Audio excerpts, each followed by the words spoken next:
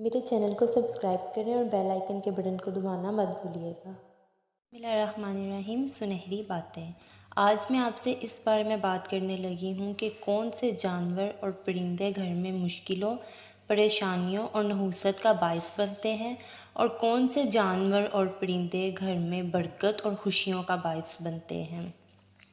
جیسے کہ گھر میں رات کی رانی کا پودا ہو تو سانپ آتا ہے، گھر کے اندر بیر کا درخت ہو تو آسیب آتے ہیں، گھر میں بچھو ہو تو مصیبتیں آتی ہیں،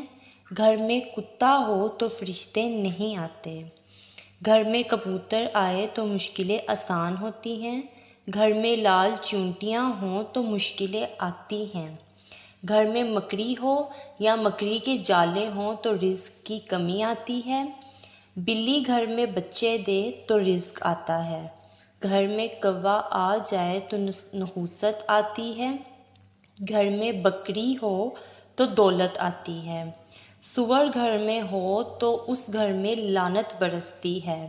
جس گھر میں کھجور کا درخت ہو اس گھر میں کبھی فاقہ نہیں آتا، جس گھر میں مکھیاں ہوں زیادہ تعداد میں تو وہاں بیماریاں آتی ہیں،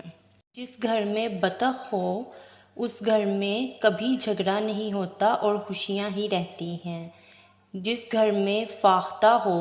وہاں دشمن پیدا ہوتے ہیں، فاختہ کو آزاد کرنے سے دشمن ختم ہوتے ہیں،